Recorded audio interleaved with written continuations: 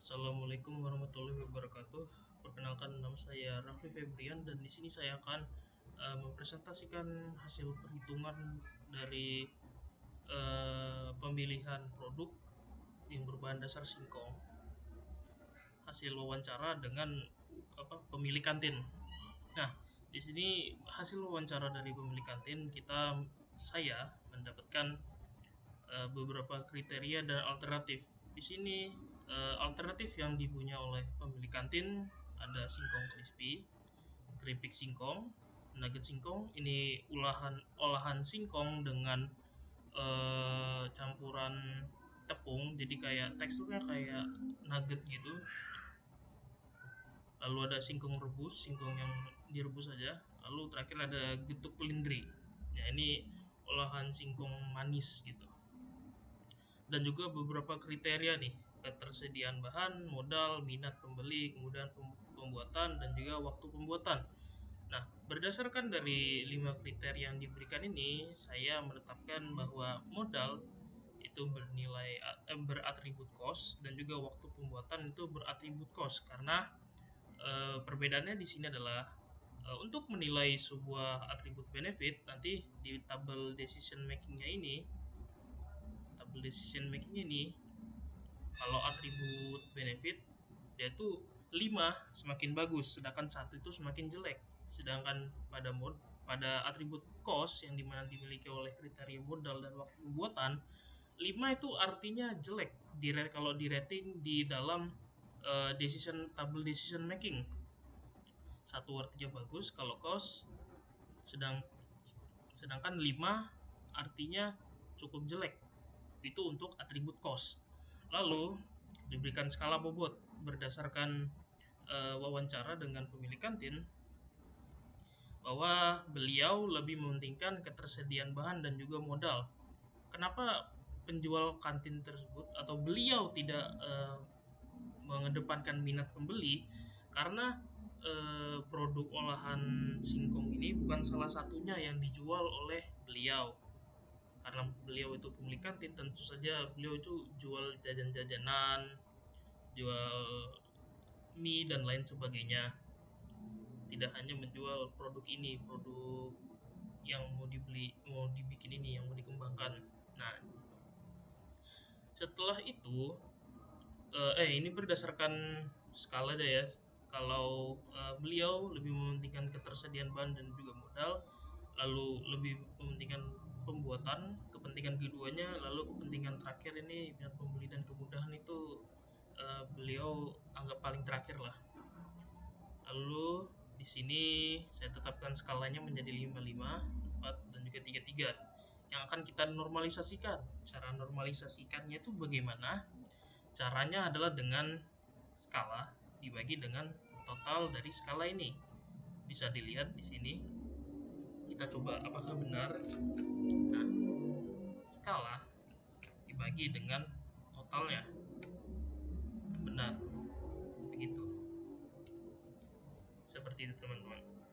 Setelah kita buat kriteria dengan atribut yang memiliki skala dan juga bobot normalisasi dari skala tersebut, kita lanjut ke decision making.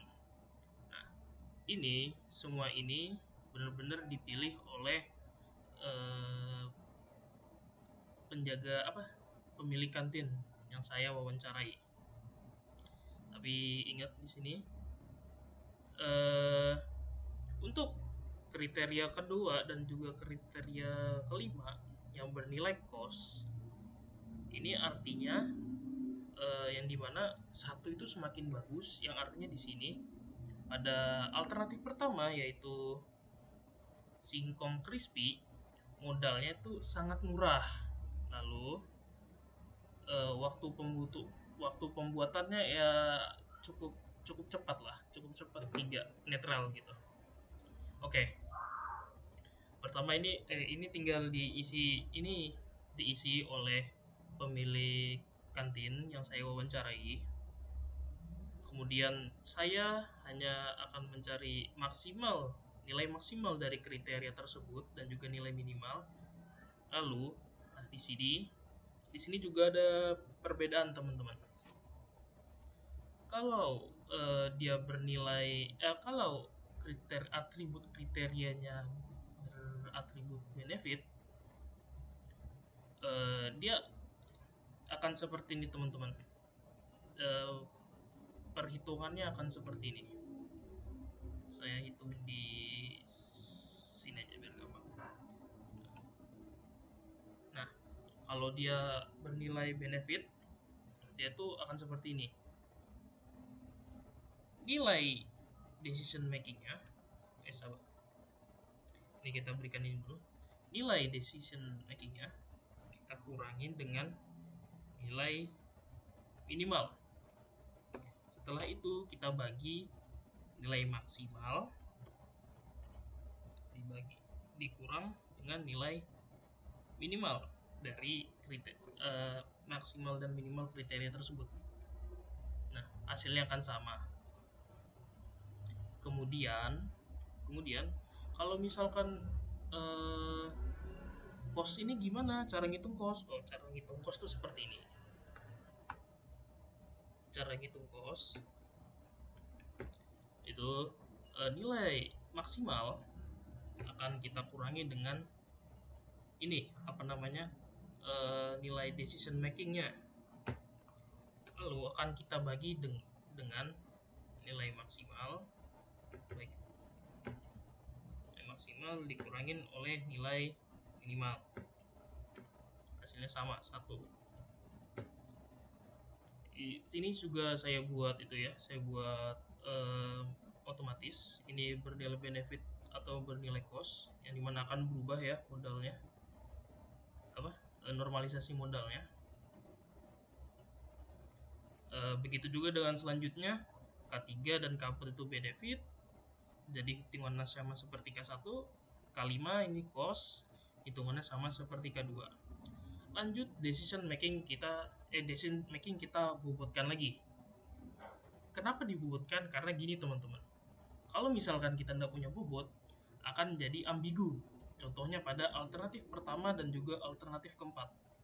Alternatif pertama ini kalau dihitung hasilnya 4 kan, 1 tambah 1 tambah 1 3, 0,5 tambah 0,5 hasilnya 4. Alternatif pertama itu hasilnya 4, dan alternatif keempat itu hasilnya juga 4, 1, 2, 3, 4. Nah, jadi kita ambigu mau pilih mana antara kedua itu. Oleh karena itu kita normalisasikan dengan bobotnya lagi. Caranya gimana? Bisa dilihat caranya itu dengan mengkalikan ini, hasil normalisasi ini kita kalikan dengan bobot normalisasinya. Nah, ini hasilnya kenapa berbeda? Karena ini saya roundkan teman-teman. Jadi ini maksudnya saya roundkan itu saya bulatkan ke atas. Jadi kalau mau hasilnya sama, kita tambahkan round di sini. Dan juga kita bulatkan sebanyak dua angka di belakang. Nah, hasilnya sama. Kita bulatkan dan juga kita hanya menampilkan 2 angka di belakang. Nah, hasilnya jadi sama kan teman-teman. Gitu. Kalau misalkan yang cost ini gimana? Nah, kalau cost ini sama, cara ngitungnya tetap sama.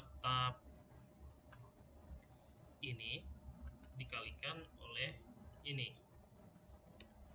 0,25 sama seperti itu.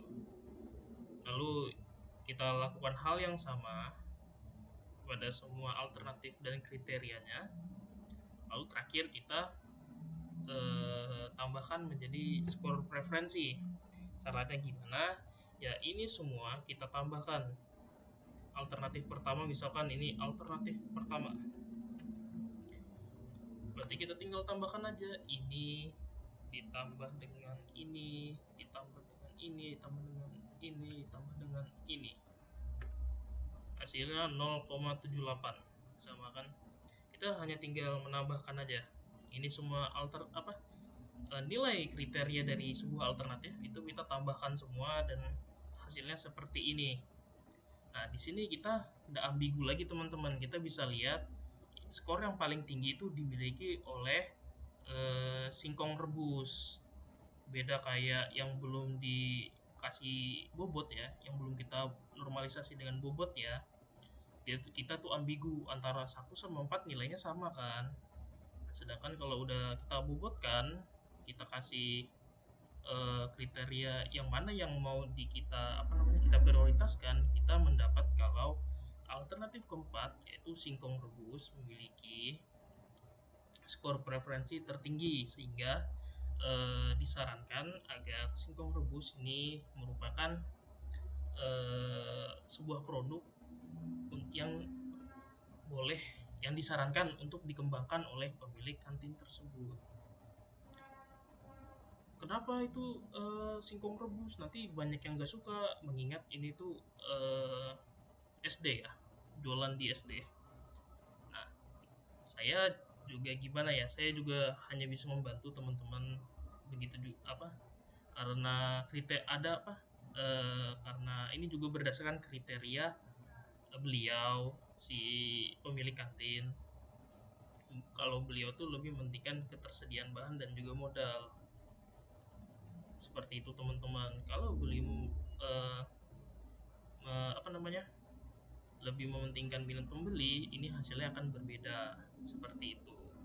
Tapi berhubung beliau lebih mementingkan ketersediaan bahan dan juga modal, ya disarankan untuk membuat apa membuat produk singkong rebus seperti itu teman-teman.